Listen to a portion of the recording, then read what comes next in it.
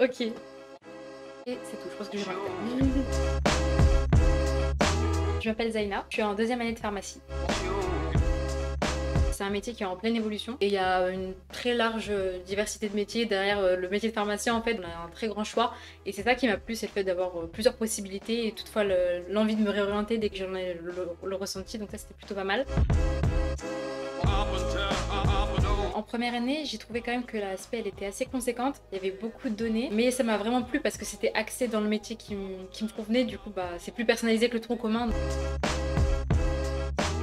On a 2 parties, la partie cours magistraux en amphi et la partie travaux pratiques en présentiel. On a en général 3 jours de travaux pratiques par semaine. Donc moi ça me plaisait beaucoup d'avoir cette partie théorie et cette partie vraiment manipulation parce que voilà j'aime bien voilà, visualiser, c'est plus concret pour moi de pouvoir manipuler. Donc on a par exemple fait des gélules, on a créé des pommades, on étudie l'hématologie, l'immunologie, c'est assez diversifié et varié. Il y a 2 types de parcours différents, soit le cycle long, soit le cycle court. Pour le cycle court, donc c'est 6 ans. Suite à ça, donc on doit passer notre thèse et on est diplômé docteur en pharmacie pour pouvoir intégrer donc le pharmacien d'officine en fait tout simplement. Le cycle long, donc c'est l'internat, donc il faut passer un concours pour ensuite aboutir soit au métier de biologiste, soit au métier de pharmacien hospitalier et cette fois-ci c'est 9 ans d'études.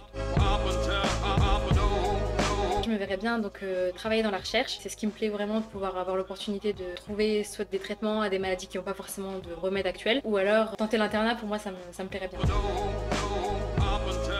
La diversité, le fait qu'on ait le choix et qu'on soit aussi au cœur d'une équipe médicale, parce que c'est vrai que le pharmacien il est souvent amené à travailler en équipe, que ce soit en officine avec le préparateur ou en hôpital avec les médecins et les infirmières. Ça change dès la première année, on a plus de temps pour nous, on peut faire des activités, du sport. J'ai décidé de travailler aussi à la prépa. C'est plus libre et c'est beaucoup moins oppressant, je veux dire, que la première année. On a notre promo, on fait des nouvelles rencontres.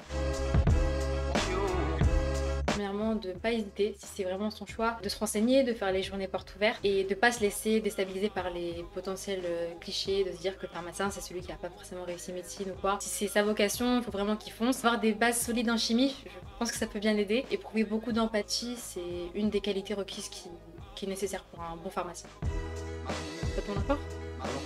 Allez, c'est cool!